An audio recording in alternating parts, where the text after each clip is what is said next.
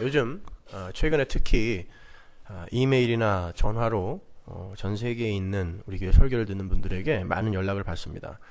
그 연락의 대부분은 하나님의 은혜와 십자가, 예수 그리스도의 십자가의 그 복음을 제대로 알게 되니까 정말 살아난 것 같다라는 찬양과 감사와 감격의 그런 연락이지만 또 대부분의 분들이 그로 말미암아 많이 고립되고 외롭고 왕따를 당하고 고난을 당하는 것에 대한 그러한 불편함을 또 토로를 하곤 합니다. 지금 제가 들어오기 전에도 오사카에서 저희 교회 설교를 들으시는 어떤 성도님께서 엉엉 울면서 전화를 하셨는데 그 저희 교회 설교를 듣기 시작하면서 혼자 듣기가 너무 아까워서 CD를 복사해서 주변 사람들에게 이렇게 나눠주다 보니까 어느새 자기가 왕따가 되어 있고 모든 모임에서 자기가 다 빠져 있더라는 것이죠. 그래서 제가 그 울고 있는 그분에게 그게 정상입니다. 그게 잘 가는 것입니다. 라고 대답을 해드렸죠. 예수님께서도 분명히 너희들은 세상에서 환난을 당한다, 핍박을 당한다, 그러나 담대하라 라고 말씀하셨고, 예수님이 십자가 지시기 전에도 분명히 세상은 너희를 미워할 것이다, 그러나 너희를 미워하기 전에 먼저 나를 미워한 것이니까 걱정하지 말아라 라고 하나님이 분명히 말씀하셨단 말이죠. 그러면 성도가 올바른 복음을 가진 성도가 이 세상에서 그렇게 핍박을 당하고 왕따를 당하고 진정한 노마드로 살아가는 게 당연한 거란 말이죠. 그렇죠? 근데 그게 정작 본인들에게 닥치면은 당황스러운 거예요. 근데 그게 맞습니다. 근데 어떤 기독교인들은 이 세상을 떠나면서 굉장한 칭찬과 굉장한 찬사를 받으며 떠나는 이들이 있죠. 어떤 분은 예수를 믿는다고 하는데 40만 명이라는 조문객이 오기도 하고, 40만 명이면 사람이 가슴과 가슴을 맞대어서 쭉 일렬로 세워도 300km입니다. 그러니까 서울에서 대구까지 사람이 일렬로 쭉 설 정도로 조문객이 온 거죠. 그 중에는 무신론자들, 또 불교인들, 스님들, 이슬람교인들, 별의별 사람들이 다 있었습니다. 그러니까 세상이 조문을 온 거죠. 한 기독교인이 죽었는데 세상이 그를 칭찬하면서 조문을 왔어요. 어떤 게 옳은 삶일까요, 여러분? 그렇게 세상을 감동시키고 가는 게 하나님이 우리에게 원하는 삶일까요? 그러면 예수님이 말씀하신 그 내용들은 성경에서 다 찢어버려야 됩니다. 그죠?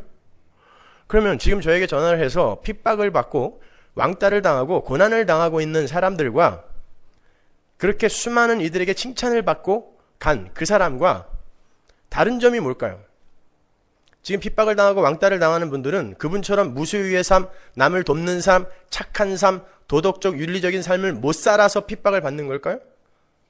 그렇다면 기독교인의 표지는 착하고 도덕적으로 윤리적으로 깨끗하게 살면 되는 겁니까? 그러면 세상은 온통 그를 칭찬해 주잖아요. 그러면 성경과 지금 세상이 기독교인들에게, 교회에게 요구하는 어떤 그 표지, 표본, 이런 게 이게 맞아떨어지지 않지 않습니까?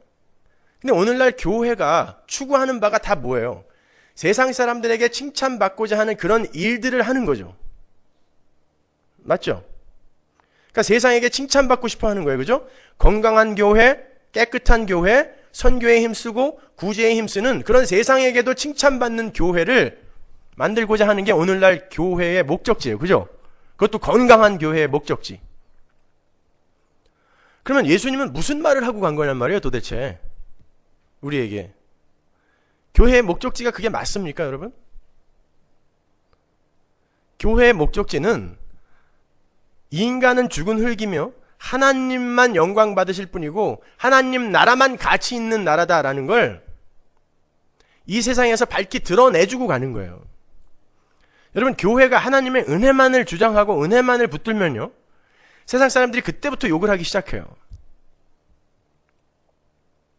제가 오늘 새벽 설교 때 설교를 하다가 문득 든 문득 생각이 난 예화였는데, 지금 온 세상은 하나님의 진노의 불과 칼 아래 놓여 있어요.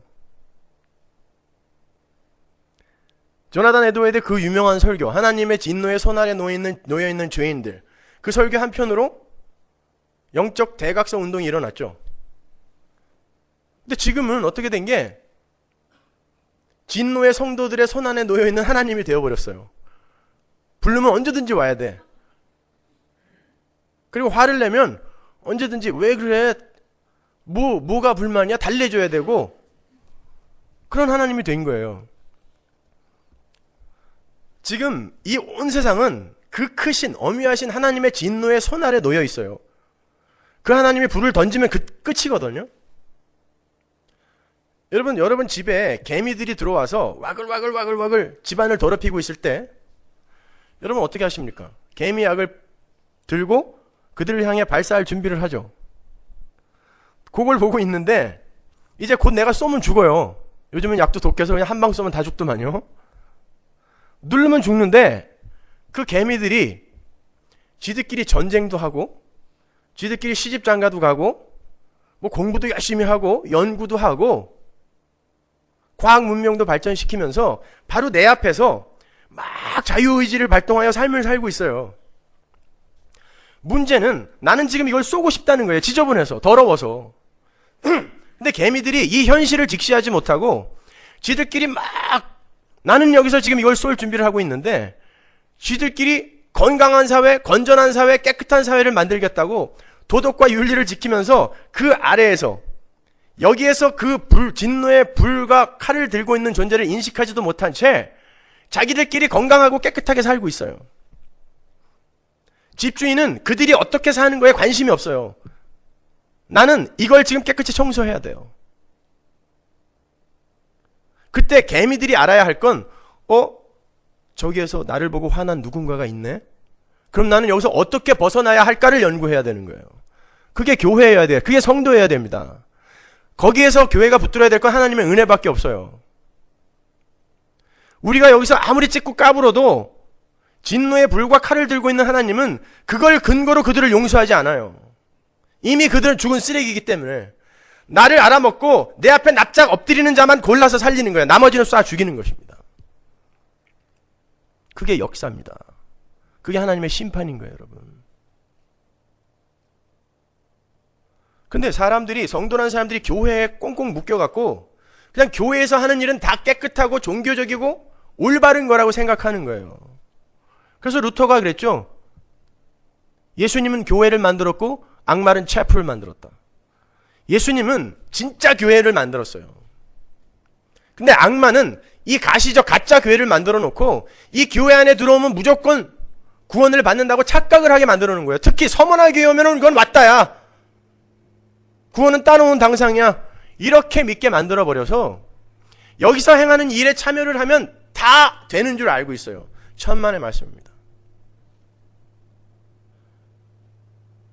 여러분, 하나님의 진노의 불과 칼을 인식하지 못한 채 아무리 사회의 정의를 외치고 사회 개혁을 외치고 도덕적 윤리적 건강함과 깨끗함을 외쳐도 그 전체가 다 죄예요.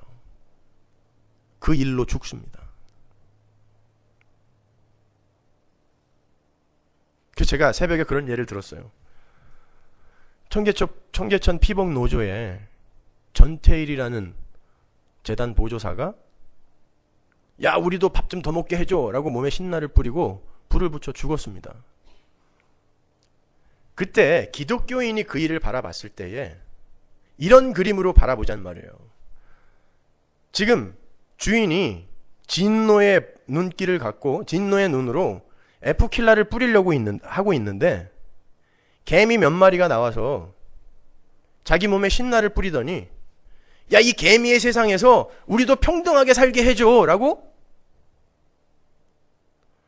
대단한 일을 벌이고 있어요.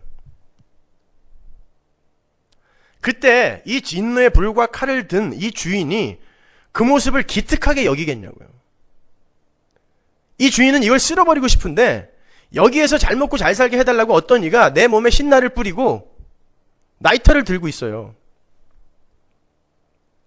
거기에서 기독교인은 그게 아니라 여기에서 밥 몇 숟가락 더 먹는 게 중요한 게 아니라 진짜 중요한 영생이라는 걸 우리는 인식하고 자각하고 그걸 위해 매진해야 된다라고 가르쳐야 되는 게 기독교인이에요. 그럴 때 세상이 뭐라 그러겠어요? 네가 감히 전태일 열사를 그렇게 폄훼해? 이 나쁜 놈아, 네가 교회야? 네가 예수 믿는 놈이야? 하나님의 은혜를 아는 이는 그렇게 세상에게 욕을 먹어야 돼요. 여러분이 촛불을 들고 나가서 그 일에 동참하면 여러분이 죽었을 때 40만 명이 아니라 50만 명의 조문 올지도 몰라요. 그러나 그건 다 쓰레기인 것입니다. 하나님 앞에서 아무런 가치가 없는 거예요. 근데 교회가, 건강한 교회라는 교회가 그걸 추구하고 있다니까요. 교회는 그걸 추구하는 게 아니에요. 우리는 하나님의 은혜가 없으면 그냥 이렇게 티끌이며 죽은 흙이구나. 하나님 언제든지 그 에프킬라 쏴서 다 쓸어버리세요. 이런 걸 왜 두고 참으세요? 우리에게서 그 고백이 나와야 되는 거예요. 근데 은혜를 이야기하면 사람들이 그러면 이제 막 살아도 되는 거예요? 왜 요즘 김성수 목사님 설교가 방종을 조장하는 설교로 바뀌었어요? 한번 생각해 보세요. 저 같은 목사가 그렇게 은혜에 대해서 몇 번 강조를 했다고, 그러면 내가 하는 일을 지금 아무것도 안 해도 되는 거예요? 라고 묻는다면 그동안 그 일을 누가 했다는 거예요? 그게 진짜 예수가, 성령이 하신 일이겠습니까? 그 안에서? 자기가 한 거죠. 제가 몇 마디 했다고 이거 이제 안 해도 되겠네? 안 할 거예요 라고 이야기한다는 건 지금까지 자기가 했다는 거 아닙니까? 그게 자기 의로 마일리지로 쌓이는 거예요. 그리고 그 일을 지금 자기는 가치 있게 생각한 거예요. 하나님 앞에 이게 뭔가 가치 있는 일로 쌓일 거라고 생각했는데 우리 목사가 그렇게 얘기 안 하니까 그럼 안 해도 되겠네? 그럴 거면 그 일 하지 마세요. 지금 당장. 그런 생각이 요만큼이라도 들었다면 그게 바로 여러분의 죄라니까요. 은혜를 모르면 그런 거예요. 마음대로 살아도 되겠네? 방종해도 되겠네? 천만의 말씀이요. 제가 어떤 걸림돌을 던져도 그 안에서 성령이 하고 계신 일이었으면 그런 소리 못해요.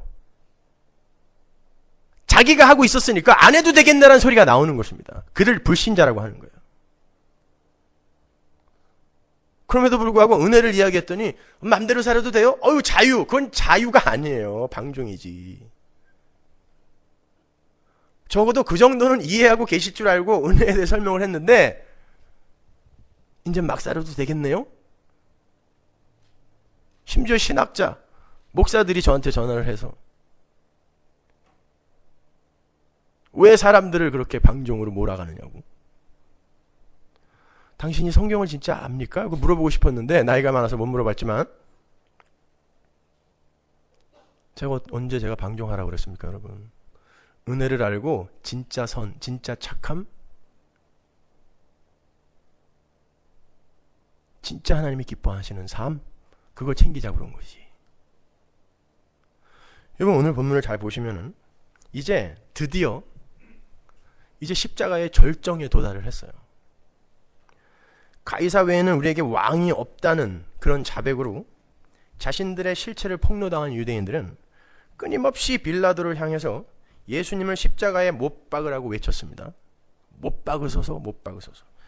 그것은 스스로가 왕이 되기 위해서 진짜 하늘의 왕이신 하나님의 왕되심을 부정하고 선악과를 따먹어버린 아담에서부터 시작이 되어서 왕이 없으므로 그들이 자기 소견에 옳은 대로 행했다라는 사사기를 거쳐서 전 역사를 흐르고 있는 이 세상에서의 그 하나님과 하나님의 그 부재성과 하나님 나라의 부재성과 은닉성을 조롱하는 그러한 마귀의 사상을 한 문장으로 보여준 거예요. 약한 모습으로 오는 왕, 감추어진 왕, 숨어 행하는 왕은 필요 없다는 것입니다. 하나님은 그러한 인간들의 반응을 향해서 뭐라 그랬어요? 그들이 나를 버린 것이다 그랬습니다. 가이사 외에는 우리에게는 왕이 없다. 그는 왕이 아니다라는 거잖아요. 하나님은 왕이 아니다. 이 세상 것이 왕이다라는 건 하나님을 버리는 행위다라고 하나님이 직접 말씀하셨잖아요. 사무엘상 8장에서. 그러니까 유대인들은 지금 하나님을 버리고 있는 거죠. 그는 우리의 왕이 아닙니다. 가이사 외에는 우리에게 왕이 없습니다. 지금 하나님을 버리고 있는 현장이에요. 세상이. 그러자 여러모로 예수님을 놓아주려 노력했던 빌라도가 모든 걸 포기하고 유대인들에게 예수님을 넘겨줘요. 그게 본문 16절이에요. 보세요. 이에 예수를 십자가에 못 박히게 저희에게 넘겨주니라. 그죠? 근데 여러분이 아시다시피 빌라도는요, 하나님의 구속사에서 잠시 도구로 쓰임을 받는 사람일 뿐이에요. 그가 예수님의 십자가 순환의 주체가 아닙니다. 그 빌라도는 예수를 죽이고 싶어 하는 모든 인류의 대표로 인간의 선악 구조를 근거로 해서 하나님의 일을 심판하는 그런 모든 죄인들의 대표로 그 자리에 서 있는 거예요. 심판을 받아야 할 피조물이 선악과를 따먹고 하나님을 심판해버려요. 자기의 선악 구조를 갖고. 빌라도가 바로 그 모형으로 서 있는 거예요, 거기에. 정작 예수님을 십자가로 넘겨주신 분이 누구예요? 지금 여기서는 빌라도가 넘겨줬다 그러는데 진짜 예수님을 십자가로 넘겨주신 분이 누굽니까? 하나님이에요. 그래서 거기에 파라디도미라는 단어가 쓰이는 거예요. 그 똑같은 단어가 어디 쓰였는지 한번 볼까요? 로마서 8장 32절. 자기 아들을 아끼지 아니하시고 우리 모든 사람을 위하여 내어주신 이가.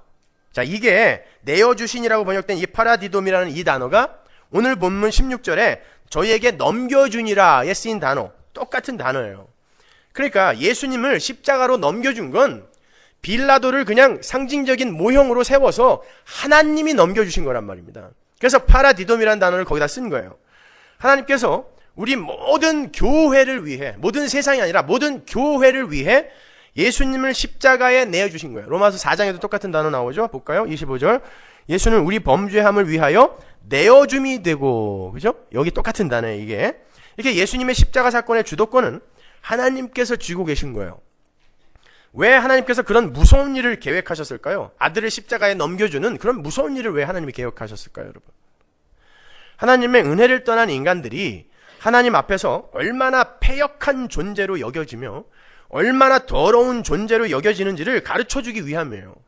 하나님의 은혜를 떠난 자들은 그렇게 십자가에서 태워버려도 아무런 할 말 없는 죽은 흙이라는 것을 예수님의 죽음을 통해 보여주는 거예요. 얼마나 아프셨을까? 그런 감동을 하시면 안 돼요. 여러분 십자가를 보고 저게 내 자리인데 라는 생각을 하셔야죠. 예수님은 가장 극악한 죄수였던 바라바의 자리에 못 박히셨다는 걸 잊지 마세요. 빌라도가 예수님을 놓아주기 위해서 죄수를 하나 선택해서 예수와 이 죄수 중 누구를 풀어줄까라고 사람들 앞에 내놓았잖아요. 그러려면 죄인 중에 사람들의 판단에 의해 죄인 중에 가장 극악한 죄인을 뽑았어야 되잖아요. 예수님을 놓아주려고 했으니까. 그게 바라바였단 말입니다. 근데 그 바라바의 자리에 예수님이 들어간 거예요. 예수님이 양쪽에 강도가 달렸고 예수님이 가운데 달리셨잖아요. 그 자리가 바라바가 달릴 자리였단 말입니다. 그 양쪽에 달린 강도는요, 단순히 살인 강도 이런 사람들이 아니라 바라바와 같은 패거리였을 거란 말이죠. 강도들은 그렇게 십자가에 매달아 죽이지 않아요. 열심다원들이었단 말입니다. 그들도요. 그런데 예수님이 바로 그 가장 극악한 강도의 두목의 자리에 달렸단 말입니다. 그게 바로 우리의 자리인 거예요. 예수님은 십자가에 못 박혀 죽어야 할 세상 아버지의 아들 바라바가 아버지의 아들이라거든요. 아버지의 아들이라는 뜻이에요. 바가 아들이잖아요. 그죠? 아바가 아버지고 바라바. 그 바라바 대신에 하늘 아버지의 아들인 예수 그리스도가 그 바라바의 자리에서 죽으심으로 말미암아 우리 모든 성도들이 나음을 입고 구원을 얻어서 하나님의 아들들이 되었다는 것을 실감나게 가르쳐주기 위해서 손수 십자가를 준비하시고 그 아들을 그 자리로 내어준 거란 말입니다. 바라바는 상징적 인물이에요. 하나님 나라의 반역자. 그게 모든 인간이란 말입니다. 모든 죄인. 하나님 나라에서의 반역자. 바라바가 반역자로 잡혀온 거잖아요. 그게 우리의 모습이었단 말입니다. 그 반역자가 되어서 예수님의 죽음으로 말미암아 우리의 반역이 용서된 거예요. 따라서 모든 역사와 시간과 이 현실은 전부 하나도 빼놓지 않고 하나님의 그 내어주심의 은혜와 예수님의 십자가로 수렴이 되는 거예요. 예수님의 십자가를 골고다에서 쭉 끌어올리면 전체 인간의 역사가 다 따라 올라와야 돼요. 전체 인간의 역사는 왜 예수님의 십자가가 설 수밖에 없었는지를 보여주는 거란 말입니다. 그리로 다 수렴이 되는 거예요. 예수님의 십자가 은혜를 설명하기 위해서 천지가 창조된 거고 시간이 창조된 거고 모든 피조물들이 각자의 자리에 서서 존재하게 된 거예요. 십자가를 설명하기 위해 아담이 창조되고 에덴이 창조되고 선악과와 생명나무가 에덴에 섰던 거고요. 아브라함, 이삭, 야곱 등의 하나님의 언약의 후손들도 예수님의 십자가를 설명하기 위한 예수님의 그림자로 이 땅을 살다 간 사람들이에요. 하나님의 백성은 전부 예수님의 십자가의 필연성을 그림자로, 삶으로 살아야 돼요. 반드시. 그렇게 역사의 중심과 핵심은 십자가예요. 나머지는 모두 그 십자가를 설명하기 위한 그림자에 불과한 거예요. 여러분도 아시다시피 그림자는 실상이라는 주체에게 귀속이 되어 있는 거예요. 그림자가 지멋대로 움직이면 그거는 호러무비죠. 그림자는 실상에 의해 움직임이 제한된다고요. 그러니까 이 우주와 이 역사와 이 시간의 현실의 주인은 따로 있다라는 것입니다. 하늘의 뜻. 그 뜻에 의해 모든 인간은 났다가 가는 것이고 역사는 이렇게 움직여지고 있는 거예요. 하나님의 뜻에 의해, 그 실상에 의해. 우리의 삶도 마찬가지인 거예요, 여러분. 그러니까 우리는 아무것도 아니에요. 이런 말을 하면 자꾸 아니 인간이 얼마나 존귀한 존재인데 그렇게 폄하할 수 있냐고. 아까 오키나와에서 전화 오신 분이 그것 때문에 그렇게 욕을 먹는데요. 하나님이 창세전에 우리를 선택하셨다고, 우리를 예정하셨다고, 우리의 구원의 주도권은 하나님이 쥐고 계신 거라고. 그랬더니 그럼 우린 뭐냐? 그렇게 시작해갖고 왕따가 돼가지고 하나님의 은혜를 이야기하면 세상은 화를 내게 돼 있어요. 왜? 내가 가치 없는 존재로 갑자기 확 추락을 해버리거든요. 우리는 그림자입니다, 여러분. 실상은 하늘이에요. 하늘의 뜻. 이 우주 전체가 하나님 나라의 그림자예요. 모형이에요, 모형. 그래서 뜻이 하늘에서 이루어진 것처럼 땅에서 이루어질 수밖에 없어요. 왜? 이건 그림자거든요. 그러니까 하나님의 뜻이 여기에서 관철이 안 될 수가 없어요. 그걸 우리의 뜻이 계속 막고 있는 거예요. 그래서 하나님은 성도의 삶에 개입하셔서 그 성도의 삶에 자기 뜻을 묵살해 버리시는 거예요. 기각하고 부정해 버리시는 것입니다. 그걸 자기 부인이라고 하는 거예요. 따라서 하나님의 뜻에서 벗어난 그 그림자 단독의 우발적인 행위나 사건은 일어날 수가 없어요. 머리카락 하나도 하나님의 뜻에서, 장중에서 벗어나 떨어질 수가 없다는 말입니다, 여러분. 그렇다면 지금 여러분의 모든 삶이 지금 하나님의 뜻에 의해 움직여지고 있는 거잖아요. 그러면 수지 맞은 거죠, 뭐. 자꾸 아닐 거라고 상상하니까 그런 거예요.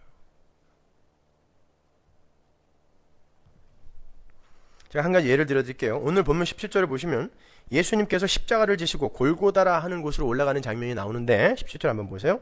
저희가 예수를 맡음에 예수께서 자기의 십자가를 지시고 해골이라 하는 곳에 나오시니, 이 해골이라는 말, 그 골고다라는 말인데 갈보리라고도 불러요, 여기를. 예수님께서 예루살렘 성문 밖으로 나오셔서 갈보리, 즉 골고다로 올라가세요. 근데 그 골고다, 갈보리는 예루살렘 성에서 멀지 않은 곳이다 그러죠? 그러면 여러분, 예루살렘 성은 어느 산 위에 지어져 있어요? 어느 산? 시온산, 그죠? 그 시온산을 또 무슨 산이라 그래요? 볼까요? 역대하 3장 1절. 솔로몬이 예루살렘 모리아산에 여호와의 전 건축하기를 시작하니 그곳은 전에 여호와께서 그 아비 다윗에게 나타나신 곳이요 여부스 사람 오르난의 타작마당에 다윗이 정한 곳이라. 예루살렘은 어떤 산 위에 지어졌어요? 모리아산. 그러면 지금 예수님이 십자가를 지고 어떤 산을 올라가고 계시는 거예요? 모리아산. 자기가 죽을 나무를 짊어지고 모리아산을 올라갔던 어떤 인물이 있었어요. 그죠? 이삭입니다. 그죠? 그러니까 자기가 매달릴 나무를 짊어지고 모리아산을 오르는 예수. 당시에 죄수들이 짊어지고 올라간 십자가는 우리가 영화에서 본 그런 큰 십자가가 아니에요. 당시 십자가 처형을 당하는 사람들은요, 십자가의 세로 막대기는 이미 형장에 가 있었어요, 다. 그걸 사람이 못 들고 갑니다. 가로 막대기 하나 메고 간 거예요. 가로 막대기 하나 메고. 그리고 형장에 올라가서 십자가를 조립한 후에 거기다 매다는 것입니다. 그러니까 자기가 죽을 막대기 하나 짊어지고 모리아산을 지금 이삭처럼 올라간 거예요. 그러니까 모리아산에 아브라함과 이삭의 이야기가 지금 예수님의 이 오늘 본문에 이 예수님의 그림에서 그대로 재현이 되고 있는 거예요. 그러니까 아브라함과 이삭의 모리아산 사건은 예수님의 십자가 사건을 그대로 모형화하고 있었던 거고요. 그 사건 속의 등장인물은 하나님과 예수님의 모형임과 동시에 그림자들이었던 거예요. 이건 하나의 예예요. 우리 모든 성도의 삶이 이렇게 간다니까요. 그림자로 가게 돼 있어요. 창세기 22장으로 한번 가서 볼게요. 1절부터 한번 보죠. 그 일 후에 하나님이 아브라함을 시험하시려고 그를 부르시되 아브라함 하시니 그가 가로되 내가 여기 있나이다. 여호와께서 가라사대 내 아들 내 사랑하는 독자 이삭을 데리고 모리아 땅으로 가서 내가 네게 지시하는 한 산 거기서 그를 번제로 드리라. 아브라함이 아침에 일찍 일어나 나귀의 안장을 지우고 두 사환과 그 아들 이삭을 데리고 번제에 쓸 나무를 쪼개어 가지고 떠나 하나님의 자기에게 지시하시는 곳으로 가더니 제3일에 아브라함이 눈을 들어 그곳을 멀리 바라본지라. 이에 아브라함이 사환에게 이르되 너희는 나귀와 함께 여기서 기다리라. 내가 아이와 함께 저기 가서 경배하고 너희에게로 돌아오리라 하고 아브라함이 이에 번제나무를 취하여 그 아들 이삭에게 지우고 자기는 불과 칼을 손에 들고 두 사람이 동행하더니 이삭이 그 아비 아브라함에게 말하여 가로되 내 아버지여 하니 그가 가로되 내 아들아 내가 여기 있노라. 이삭이 가로되 불과 나무는 있거니와 번제할 어린 양은 어디 있나이까. 아브라함이 가로되 아들아 번제할 어린 양은 하나님이 자기를 위하여 친히 준비하시리라 하고 두 사람이 함께 나아가서 하나님이 그에게 지시하신 곳에 이른지라. 이에 아브라함이 그곳에 단을 쌓고 나무를 버려놓고 그 아들 이삭을 결박하여 단 나무 위에 놓고 손을 내밀어 칼을 잡고 그 아들을 잡으려 하더니 여호와의 사자가 하늘에서부터 그를 불러 가라사대 아브라함아 아브라함아 하시는지라. 아브라함이 가로되 내가 여기 있나이다 하매 사자가 가라사대 그 아이에게 내 손을 대지 말라. 아무 일도 그에게 하지 말라. 네가 네 아들 독자라도 내게 아끼지 아니하였으니 내가 이제야 내가 하나님을 경외하는 줄을 아노라. 바로 이 장면인 거예요. 여러분 지금 이 에피소드를 읽으시면서 조금 이상하다는 생각이 안 드세요? 하나님께서 100세에 낳은 아들을 번제로 드리라고 명령하시는데 아브라함이 군소리 한마디 없이 순종을 해요. 아브라함이 원래 이런 사람인가요? 아브라함이 드디어 성숙의 절정에 이르렀네요. 그냥 이렇게 이해하면 되는 겁니까? 그것도 마치 기다렸다는 듯이 아침 일찍 일어나서 준비를 해요. 아브라함도 사람 아닙니까? 100세에 낳은 아들, 30에 낳은 아들도 그렇게 귀한데 100세에 낳은 아들이면 얼마나 귀하겠어요. 근데 하나님이 주기랬다고 땀박 다음날 아침 일찍 일어나서 야 가자 이렇게 이야기할 수 있는 거예요. 여러분 아브라함은 소돔과 고모라가 멸망할 때 하나님 앞을 막아서고 조근조근 하나님과 언쟁을 했던 사람이에요. 50명 있으면 어떡할 거예요? 30명 있으면 어떡할 거예요?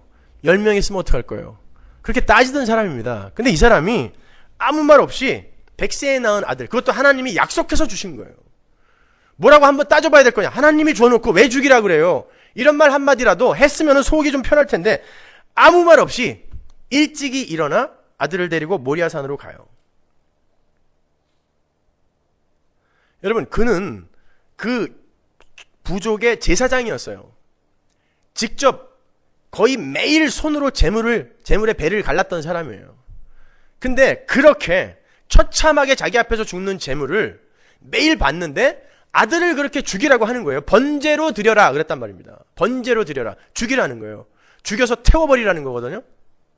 근데 그런 요구를 하는 하나님한테 어떻게 아무런 군말도 없이 일찍 일어나 가자 하고 데리고 갔을까요? 이 이야기는 아브라함 한 개인의 이야기, 인간의 이야기, 인간적인 아브라함의 순종의 이야기를 그리고 있는 것이 아님을 보여주기 위해서 의도적으로 아브라함의 감정적인 반응이나 그의 심리 상태 등을 그냥 생략해버린 거예요. 이 성경을 읽는 독자들에게 뭔가 메시지를 던지기 위해서 아브라함의 감정적인 동요나 그의 반응을 생략해버린 것입니다. 아브라함이 잘나서 대단히 성숙해서 그런 믿음을 보여준 게 아니에요. 아브라함은 이후에도 하나님의 말씀을 어기고 첩들을 그냥 그 나이에 뭘 먹었길래 그렇게 살았던 사람이에요. 그 사람이 뭐 그렇게 대단히 성숙했다고 아무 말 없이 100세에 낳은 아들을 죽이러 떠났겠습니까? 이 이야기는 하나님과 하나님의 아들 예수님의 이야기라는 걸 성경의 독자들에게 주지시키기 위해 하나님이 일부러 그런 부분들을 생략한 거예요. 어떻게 하냐고요? 히브리서로 가면 알아요. 히브리서 11장 17절 보세요. 아브라함은 시험을 받을 때에 믿음으로 이삭을 드렸으니 저는 약속을 받은 자로 돼 그 독생자를 드렸느니라. 저에게 이미 말씀하시기를 내 자손이라 칭할 자는 이삭으로 말미암으리라 하셨으니 저가 하나님이 능히 죽은 자 가운데서 다시 살리실 줄로 생각한지라 비유컨대 죽은 자 가운데서 도로 받은 것이니라. 여기서 비유컨대라는 단어가 헬라어 엔 파라볼레라는 뜻이에요. 엔 파라볼레라는 단어예요. 비유 안에서라는 뜻이거든요. 그 말은 아브라함의 모리아산 사건은 어떤 것을 비유로 담고 있었다라는 뜻이에요. 비유컨대 엔 파라볼레. 근데 그 비유가 뭐래요?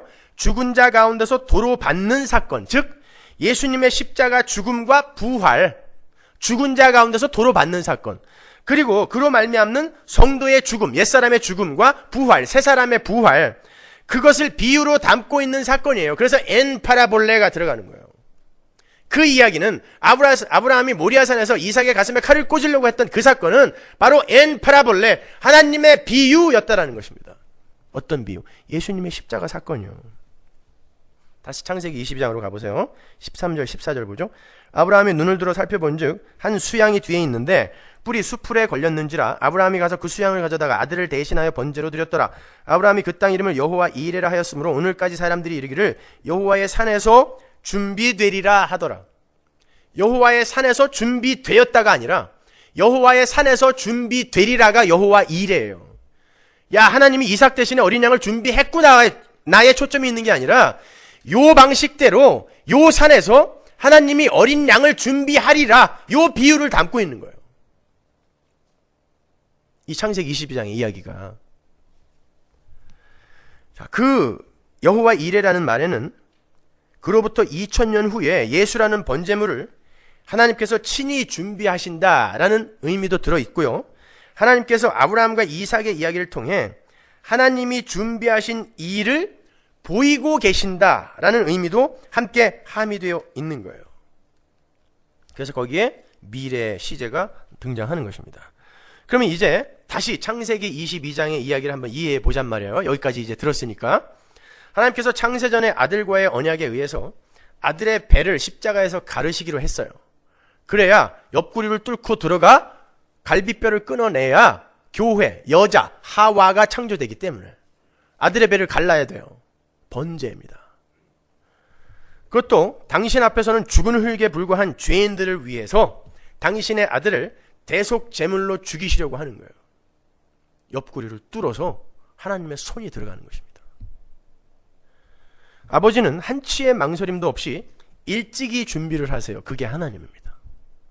아들의 목숨을 우리 같은 쓰레기를 위해 일찍이 일어나 그 아들의 가슴에 칼을 꽂기 위해 준비하시는 분이 하나님이란 말입니다. 아들은 그 아비를 따라서 자신이 매달려 죽어야 할 나무를 짊어지고 십자가를 짊어지고 해골, 곧 죽음의 땅으로 가요. 거기가 어딥니까? 이 땅이에요. 성육신, 인카네이션을 이야기하는 것입니다. 자신이 죽을 나무를 짊어진 모습은 이 땅에서 연약한 순의 모습으로, 흠모할 만한 것이 하나도 없는 모습으로, 실어 버림받은 모습으로, 가난하고 못생기고 힘이 없는 약자의 모습으로 나타났죠. 이 땅에 그렇게 내려오신 거예요. 죽은 고기의 모습으로 내려오시는 거예요. 그리고는 결국 멸망할 이 세상에 그 함축된 상징인 해골, 여기가 죽은 땅이거든요. 하나님의 생명력으로부터 차단이 되어서 땅에 갇혀버린 상태가 땅지, 갇힐 옥, 지옥이에요. 여기가. 여기 해골이란 말입니다. 골고다예요. 여기에 예수의 십자가가 꽝 꽂힌 거예요. 거기서 죽어야 할 이 세상의 해골들을 대신해서 당신이 해골과 같은 죽음을 맞으시는 거예요. 아들은 아버지의 칼을 받는 그 십자가의 순간까지 그냥 묵묵히 아버지의 명령을 쫓아간 거예요. 그래서 이삭이 아버지에게 단 한마디도 반항을 하지 않은 것입니다. 예수의 모습을 보여주는 거예요. 성경의 독자들에게. 그리고는 결국 그 자리에서 죽어야 할 이삭과 그 자리에서 죽어야 할 아브라함을 대신해서 예수가 어린 양이 되어 죽고 그들이 살아나는 거예요. 그게 창세기 22장의 아브라함과 이삭의 모리아산 사건이에요. 그러니까 창세기 22장의 그 내용의 주인공이 누구예요? 하나님과 예수 그리스도예요. 하나님의 행함, 하나님의 내어주심과 십자가의 죽음이라는 하나님의 행함이 창세기 22장에 그려져 있는 것입니다. 그게 오늘 본문에 짤막한 글 한 줄로 기록이 되어 있는 거예요. 십자가를 지시고 해골이라는 산으로 올라가시더라. 그러한 이해를 염두에 두시고 창세기 22장 15절 이하로 내려가 보세요. 그럼 창세기 이해가 훨씬 쉬워지죠. 여호와의 사자가 하늘에서부터 두 번째 아브라함을 불러 가라사대 여호와께서 이르시기를 내가 나를 가리켜 맹세하노니 내가 이같이 행하여 내 아들 내 독자를 아끼지 아니하였은즉, 요걸 누가 한 거죠? 하나님이 하신 거잖아요. 근데 누가 복을 받는지 보세요. 17절. 내가 네게 큰 복을 주고 내 씨로 크게 성하여 하늘의 별과 같고 바닷가의 모래와 같게 하리니 네 씨가 그 대적의 문을 얻으리라. 하나님이 행하신 일을 근거로 아브라함, 믿음의 조상, 교회가 복을 받는 거예요. 성도가 복을 받는 거예요. 그걸 복음이라고 하는 것입니다. 하나님이 행하신 일 때문에, 그 은혜 때문에 우리가 복을 받아 살아나는 거예요. 따라서 우리는 이 세상에서 그 하나님의 진노의 손 아래 놓여있는 세상의 현실을 직시하고, 야, 거기서 어떻게 우리는 벗어나게 됐지? 그거 감사하며, 그거 열심히 말씀 속에서 배우면서 하나님의 그 크심을 더 배우고 하나님의 그 은혜에 감동하며 하나님 나라로 가면 되는 거예요. 여기서 뭐 대단한 거 할 거 없다니까요. 이 세상을 평등하게 살기 좋게 만들어서 어떻게 할 건데요? 뭘 어떻게 할 거냐고요. 하나님은 지금 F킬러 뿌릴 준비하고 있는데 그렇게 깨끗하게 만들어놔서 어떻게 할 거냐고요. 개미들이 여러분 집에 들어와서 아무리 빗자루 들고 청소를 한다고 하더라도 그게 여러분 마음에 들어요? 지들 나름대로 열심히 자기들의 선을 내놓으면서 열심히 깨끗하게 청소를 하고 있는데 우리가 보기엔 뭐 이상한 진물 같은 게 나와서 바닥이 더 더러워지고 있어. 이게 인간들의 착한 행위인 거예요. 하나님 앞에서의 착한 행위. 근데 그걸 들고 F킬러를 들고 있는 주인 앞에서 이 정도면 됐으니까 나 여기서 좀 더 살게 해줄 수 있어요? 그건 괜찮아요. F킬러를 들고 있는 주인한테 병 고쳐달라 그러고 소원 들어달라 그러고 주인이 웃을지어다.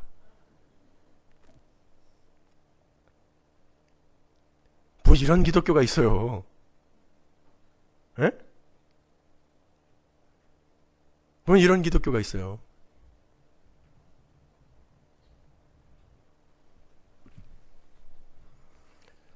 자, 따라서 복을 받는 사람, 하나님의 행함에 의해 아브라함이 복을 받았잖아요. 근데 아브라함과 이삭이 예수의 삶을 살았단 말입니다. 그러니까 복을 받는 사람은 어떤 삶을 산다?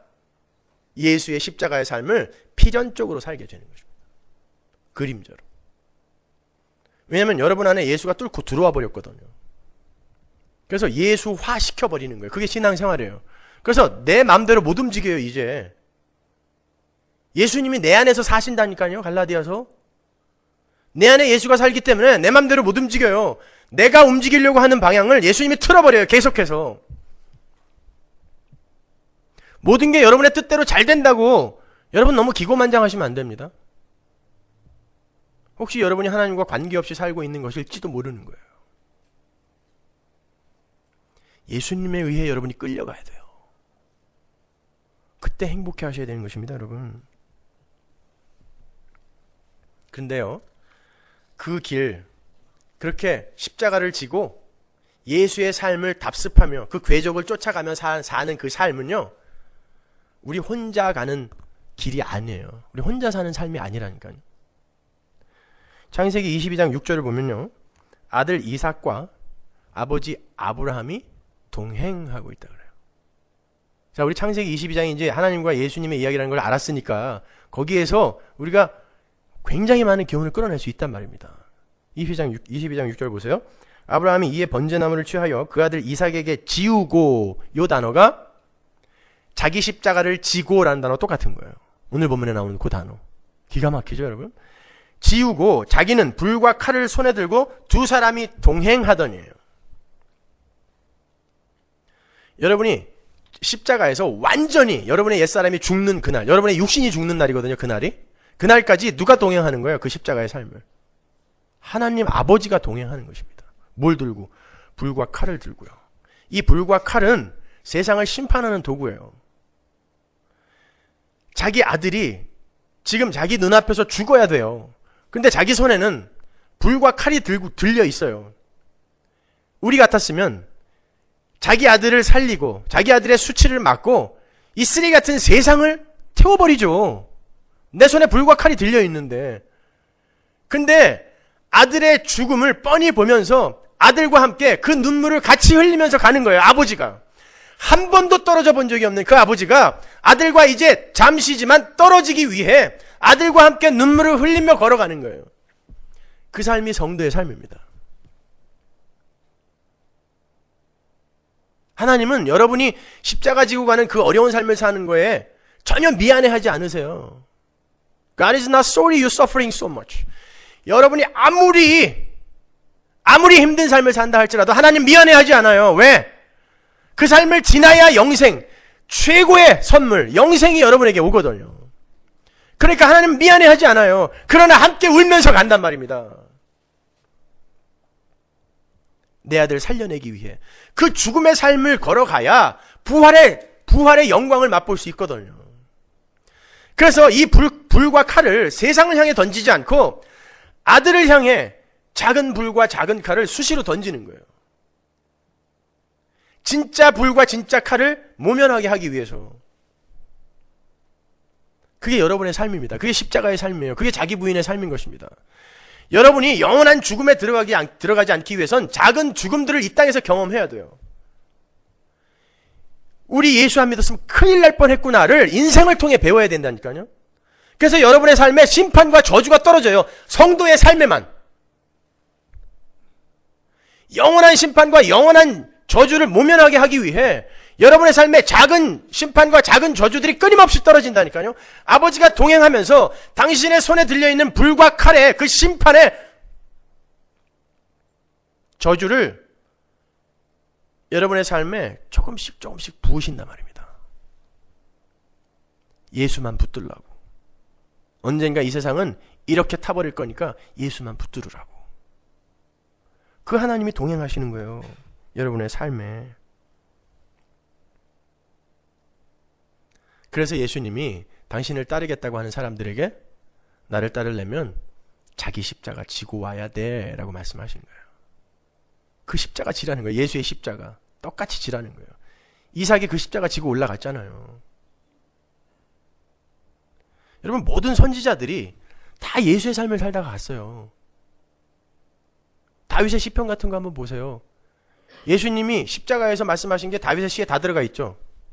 다윗이 예언한 게 아니라 다윗이 경험한 걸 쓴 거거든요. 근데 기가 막히게 예수님이 그 말을 그대로 이어서 다 하시잖아요. 다윗이 예수의 삶을 살았다는 것입니다. 이사야 뻘개 벗고 돌아다녔죠. 예수님 빨가 벗겨져서 십자가에 달리셨어요. 예의상 그림에서는 잠깐 가려놓은 거지만 다 벗겨버렸습니다. 다 벗은 부끄러운 아담이 되어서 죽으시는 거거든요. 이사야가 그 예수의 삶을 미리 본 거예요. 보여주는 거예요. 야 세상아, 니들 지금 뭔가 대단하게 가치 있고 아름답고 훌륭하다고 착각하며 살고 있는데 니들의 삶이 이런 거야. 뻘개 벗고 다닌 거예요. 3년 동안. 이사야가 왕족이었습니다. 여러분. 왕족이 뻘개 벗고 3년 동안 그렇게 살려면 사실 수 있으시겠어요? 근데 하나님이 살아 그러니까 사는 거예요. 호세야 예수의 삶을 똑같이 살았어요. 창녀 고매를 죽어라고 쫓아다녀야 돼요. 하나님이 그렇게 하라 그러니까. 세례 요한 똑같이 살았습니다. 정말 똑같이 살았어요. 마찬가지입니다. 성도의 삶에 예수의 삶이 나타나지 않으면 그건 가짜예요. 100% 가짜입니다. 여러분의 삶에 자기 부인과 십자가의 삶이 나타나지 않는다면 여러분은 100% 가짜예요. 시편 22편 한번 볼까요? 1절 다윗의 시. 내 하나님이여 내 하나님이여 어찌하여 나를 버리셨나이까. 어찌 나를 멀리하여 돕지 아니하옵시며 내 신음하는 소리를 듣지 아니하시나이까. 예수님이 하신 말씀이잖아요. 나는 벌레요 사람이 아니라 사람의 회방거리와 백성의 조롱거리니이다. 나를 보는 자는 다 비웃으며 입술을 비죽이고 머리를 흔들며 말하되 저가 여호와께 의탁하니 구원하실걸 저를 기뻐하시니 건지실걸 하나이다. 이거 공관복음서에 다 나오는 얘기죠. 개들이 나를 애워쌌으며 악한 무리가 나를 둘러 내 수족을 찔렀나이다. 여러분 이런 단어들이 그냥 허투루 봐서는 안 되는 단어들이에요. 히브리 사람들은 돌로 때려 죽였지 누굴 찔러 죽이지 않았습니다. 찔렀다는 단어들이 이렇게 막 나오잖아요. 내가 내 모든 뼈를 셀 수 있나이다. 저희가 나를 주목하여 보고 내 겉옷을 나누며 속옷을 제비 뽑나이다. 정확하잖아요. 다음 주에 공부할 부분인데 제비 뽑나이다. 다윗이 그 삶을 살다 가는 거예요. 우리도 똑같은 그 삶을 살아가게 되어 있어요. 히브리서 13장 보세요. 11절 이는 죄를 위한 짐승의 피는 대제사장이 가지고 성소에 들어가고 그 육체는 영문 밖에서 불사름이니라. 그러므로 예수도 자기 피로써 백성을 거룩히 하려고 성문 밖에서 고난을 받으셨느니라. 그런즉 우리는 그 능력을 지고 영문 밖으로 그에게 나아가자. 우리도 영문 밖으로 그에게 나아가야 돼요. 그 영문 밖의 개념은 레위기에 잘 설명이 되어 있는데 레위기 16장 26절 보세요. 염소를 아사셀에게 보낸 자는 옷을 빨고 물로 몸을 씻은 후에 진에 들어올 것이며 속죄제 숫송아지와 속죄제 염소의 피를 성소로 들여다가 속죄하였은즉 그 가죽과 고기와 똥을 밖으로 내어다가 불사를 것이요 불사른 자는 옷을 빨고 물로 몸을 씻은 후에 진에 들어올지니라. 자, 예수님께서 예루살렘에서 영문 밖으로 십자가를 지고 나가서 모리아산 위에서 죽었어요. 왜 하필 영문 밖으로 나가야 되냐고요. 그 이유가 레위기에 나와 있는 거예요.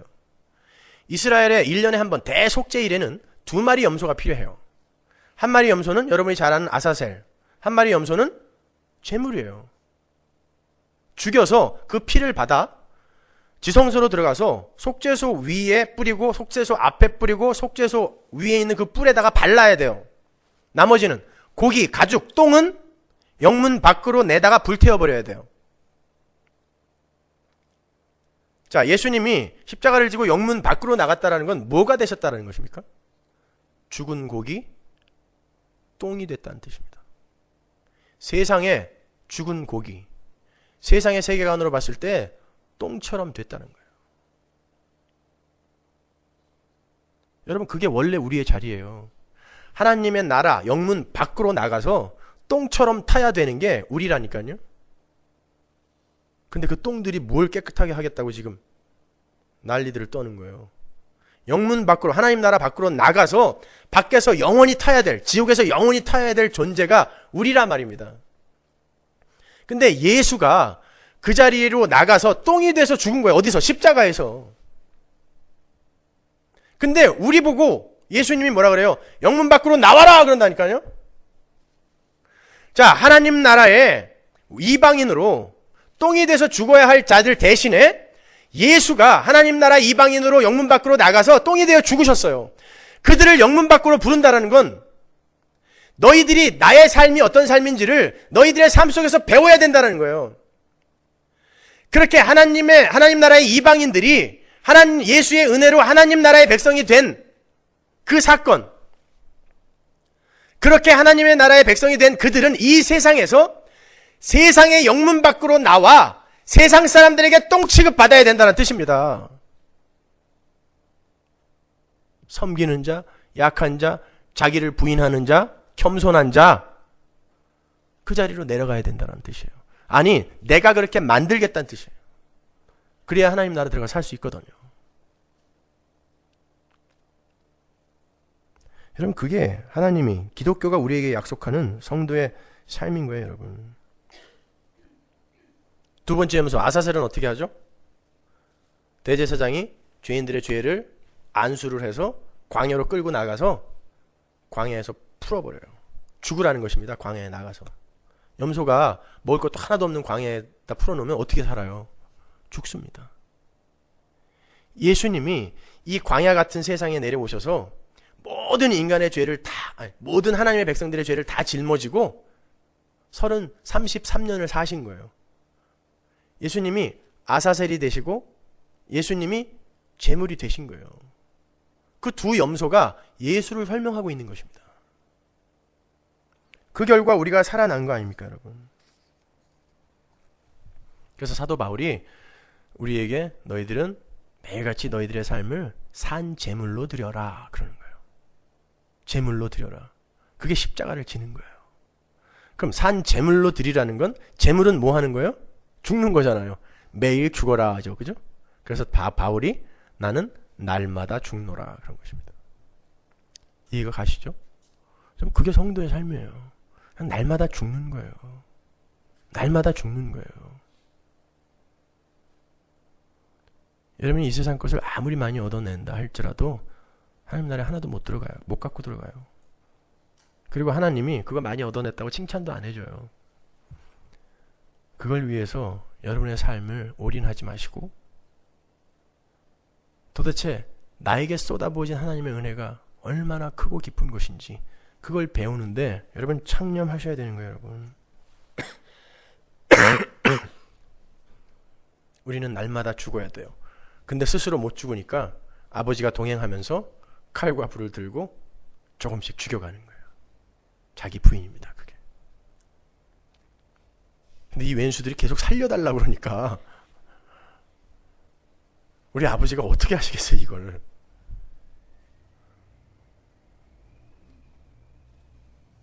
아버지는 자꾸 죽여서 새 사람 만들어야 되는데 여기서 더 폼나게 살려달라니까. 아니 여러분, 전도서에 심판의 내용이 나오잖아요. 너희들이 지혜를 얻지 못하면 너희들은 심판을 받을 거다 그러잖아요. 근데 전도서 처음이 어떻게 시작돼요?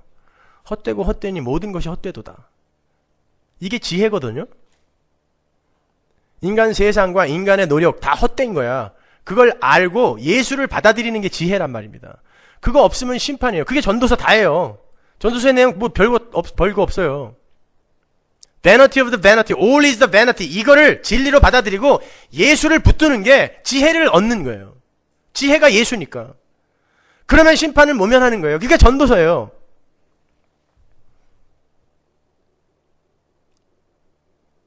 그런데 이 세상이 뭐가 헛돼요? 나도 가치 있는 존재고 세상도 살만하던데요. 그러니까 가난한 사람들도 돕고 모든 이들이 평등하게 그리스도의 푸른 계절을 오게 만듭시다. 어디가? 교회가. 언제 하나님이 교회 보고 그런 거 하라 그랬나요? 여기는 아니다를 전하는 게 성도의 전도가 돼야 돼요. 그렇게 될 때 내가 진짜 부인이 되고 세상이 부인이 될 때 그때 내 이웃이 비로소 내 몸이 되는 것입니다. 물리학에서는 11차원을 이야기하죠, 여러분. 11차원이면 모든 게 멤버링으로 다 닿아 있어요. 그래서 지극히 작은 자에게 한 게 예수에게 한 게 되는 거예요. 그러니까 물리학이 신학을 이야기해주고 있는 거죠. 근데 그게 그렇게 되려면 내가 없어져야 된다니까요. 근데 우리의 인생 동안에 그게 되냐고요. 그걸 나를 없애는 싸움을 끊임없이 해가는 걸 신앙생활이라고 한단 말입니다. 근데 뭘 체험도 해야 되고 기도 응답도 받아야 되고 병도 나야 되고 소원도 이루어져야 되고 뭐 할 게 너무 많어. 없어져야 되는 인간들이 할 게 너무 많어. 그리고 원하는 것도 너무 많아.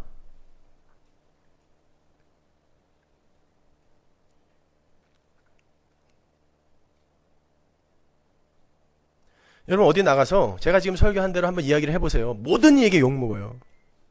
모든 이에게 욕먹어요. 그러나 여러분은 세상에게 반드시 핍박을 당하셔야 됩니다. 아니면 여러분 가짜예요. 개런티 해드릴게요, 제가.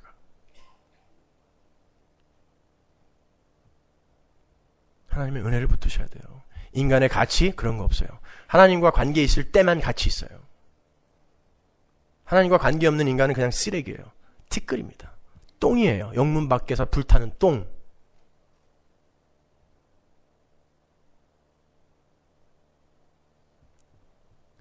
여러분 제발 그걸 이해하셔야 돼요. 그 지긋지긋한 인본주의에서 빨리 벗어나셔야 돼요. 기독교의 최대의 적 인본주의라니까요. 인간은 가치 없어요. 무슨 가치가 있어요? 하나님의 백성만 가치 있어요. 그래서 기독교를 배타적이라고 하는 거예요. 그러나 할 수 없습니다. 여러분 마가복음 6장에 보면 예수님께서 제자들을 파송하시고 세례 요한이 잡혀 죽고 그 다음에 제자들이 돌아오는 그림이 있죠. 그죠? 이상하지 않으셨어요? 왜 제자들이 파송되고 세례 요한이 잡혀 죽고 그 다음에 제자들이 돌아오지? 그게 왜 세례 요한의 죽음 뒤에 붙어 있을까? 이런 고민 안 해보셨어요? 마가복음의 구조는 샌드위치 구조라 그랬죠. 마가복음의 특징은 샌드위치 구조는 샌드위치의 양쪽 빵과 속이 서로를 설명하고 강화시켜주는 거예요. 그게 히브리 문학의 특징이거든요. 12제자는 하나님의 백성들을 상징하는 거예요. 이 세상에 파송되는 하나님의 백성. 그 12제자의 파송과 귀환 사이에 세례 요한의 죽음이 있다는 건 하나님의 백성들이 이 세상에 파송되어 사는 모든 삶은 세례 요한이 세상에서 잡혀서 세상 권세에게 잡혀 죽는 그 삶을 이야기하는 것을 설명해 주는 거예요. 그래서 세례 요한이 잡혀라는 단어가 조금 아까 우리가 살펴본 넘겨주다라는 단어와 똑같은 단어예요. 성경은 깊이 공부하면 할수록 소름이 쫙쫙 끼쳐요. 세례 요한이 잡힌 후에, 마가복음 1장 14절 보면 세례 요한이 잡힌 후에 예수께서 갈릴리에 오셔서 하나님의 복음을 전파하여. 이게 파라디돔이에요. 잡히다. 넘겨줬다라는 거예요. 하나님이 어디에? 세상 권세에게. 아니 그럴 수가 있어요? 세상 권세를 이기게 해줘야지 하나님이 파라디돔이 세례 요한을 넘겨주다니, 아니 12제자를 넘겨주다니, 이게 말이 되냐고요. 그럼요. 예수도 아들도 넘겨줬는데 우리가 뭐라고 안 넘겨줘요? 아들을 세상에게 넘겨줌으로 세상의 죄악이 낱낱이 폭로당했잖아요. 마찬가지예요. 예수 안에 들어가 작은 예수로 구원받은 우리도 세상이 어떻게 악한 존재인지를 폭로시켜야 돼요. 여러분의 삶이 세상의 심판의 근거가 되는 거예요.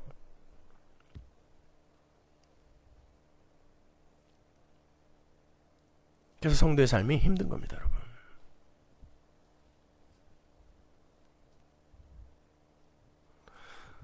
아니 얼마나 더 명확하게 성경을 설명해요? 그냥 구구절절이 다 그 이야기밖에 없잖아요. 여러분 바로 그러한 삶을 해주기 위해서 요한복음에는 빠졌지만 공관복음서 3군데에 전부 구레네 시몬이 등장하는 거예요. 그 사람은 뭐예요 도대체? 구레네에서 올라왔다가 예수님 구경하다가 십자가 대신 지고 골고다까지 올라가고 끝. 왜 등장했을까요? 마가복음에 보면 그 사람이 억지로 십자가를 졌다 그래요. 억지로. 당시에는 로마의 식민지 시대였기 때문에 로마 사람들이요, 식민지 사람을 오리까지는 강제로 끌고 다니면서 뭐든지 시킬 수 있었어요. 법이었어요 그게.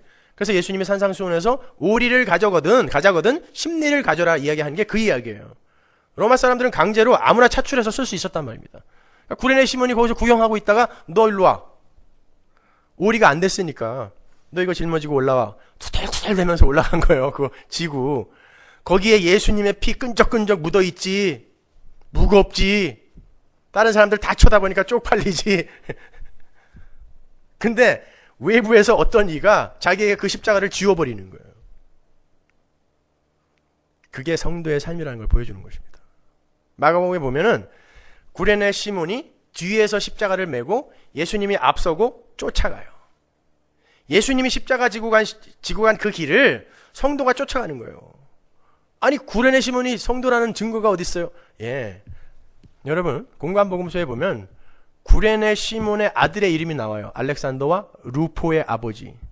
구레네는 북아프리카 리비아의 위에 있는 트리폴리, 지금의 트리폴리 지역이거든요. 그 사람은 시몬이니까 유대 이름을 갖고 있으니까 유대인 디아스포라예요. 영화 같은 데에서 뭐 흑인으로 그려놓고 그러는데 그건 성경을 모르는 사람들이에요. 북아프리카에서 구레네에서 올라왔다니까 그냥 흑인이 십자가를 대신 지고 올라가고 그러는데 이름이 시몬이란 말입니다. 그 유대인 이름이에요. 그 당시에는 200만 명이 각 나라의 디아스포라로 퍼져 있었잖아요. 구레네에 가 있던 유대인이에요. 왜? 그 먼 데서 유월절을 지키러 예루살렘에 왔단 말입니다. 구레네 사람이. 유대교인이에요. 올라왔는데 예수라는 사람이 십자가를 지고 올라간, 이제 처형을 당할 지경이래요. 구경하고 있는데 십자가를 대신 지웠어요.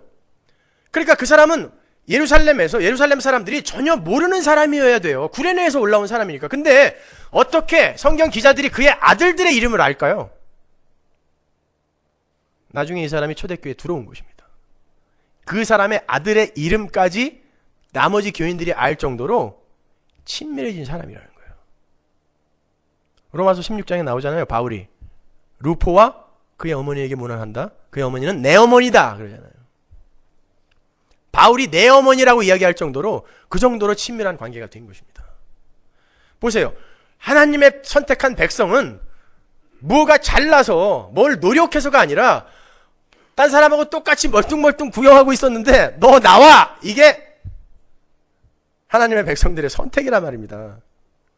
그리고 억지로 쪽팔려 죽겠는데 피 묻은 십자가 지고 억지로 끌려 올라가는 거예요. 그걸 견인이라고 하는 거예요. Perseverance of the saint.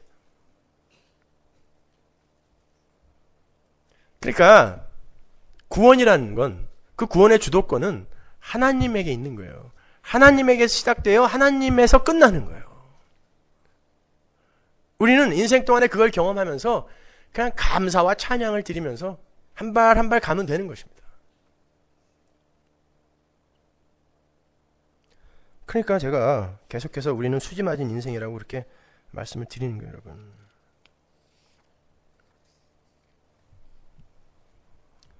그러니까 여러분, 그 은혜를 더욱더 깊이 배우세요. 그리고 그 은혜에 더 많이 감격하세요. 뭐 대단한 거 하려고 하지 마세요. 괜히 촛불 들고 나와서 몸에 신나 뿌리고 그런 거 하지 말아요. 에프킬라 드신 분이 웃을지어다. 너 그렇게 불 좋아하니? 계속 타거라. 하나님을 모르고 자기 몸에 불질러 자기 몸을 들이면요, 그건 아무것도 아니다. nothing. 그게 고린도전서 13장이에요. 네 몸을 불살르게 내어줄지라도 사랑이 없으면, 예수가 없으면 nothing이다. 이 설교 나가면 또 득달같이 그 깨끗하고 착하신 개혁주의자들께서 네가 감히 그 열사를 그렇게 표명하냐고 또 이제 난리를 칠 텐데, 할 수 없어요. 정확히 가르쳐야죠. 교회는 그런 거 하는 거 아닙니다. 그건 자기가 부인되면 자연스럽게 나오게 되는 것이에요. 순교는, 내 백성은 이렇게 나의 말에 순종하느라 자기의 목숨까지도 내 앞에 이렇게 아낌없이 내놓을 수 있는 자다라는 걸 세상에게 가르쳐주기 위해 하나님이 가끔 보여주시는 거예요. 나에게 순종하기 위해서, 예수님에게 순종하기 위해 죽는 걸 순교라고 하지, 다른 이들의 권익을 위해 죽는 거, 그거 순교라고 하지 않아요. 어떤 면에 있어서는 그건 자기 챙기기란 말입니다. 인간 챙기고 세상 챙기기인 거예요. 그거는 여러분, 하나님과 천국을 챙기셔야 된다니까요. 과연 그런 이야기를 여기 계신 분들 몇 명이나 이해하실지 모르겠지만, 여러분 제발 이해하셔야 돼요.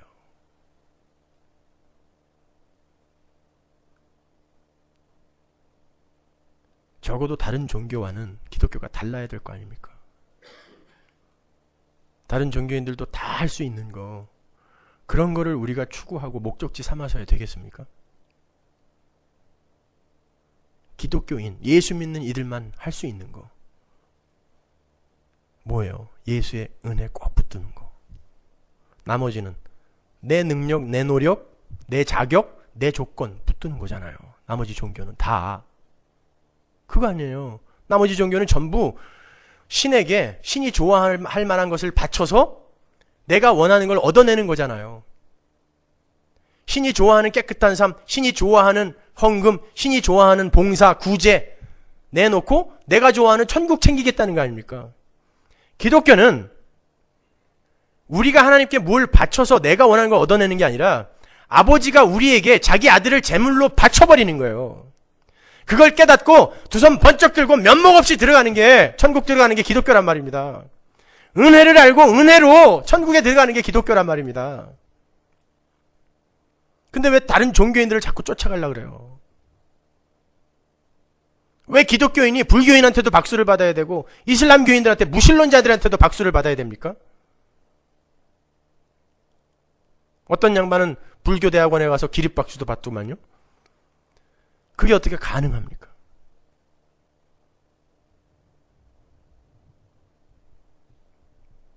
여러분, 예수님의 은혜를 더 많이 배우세요.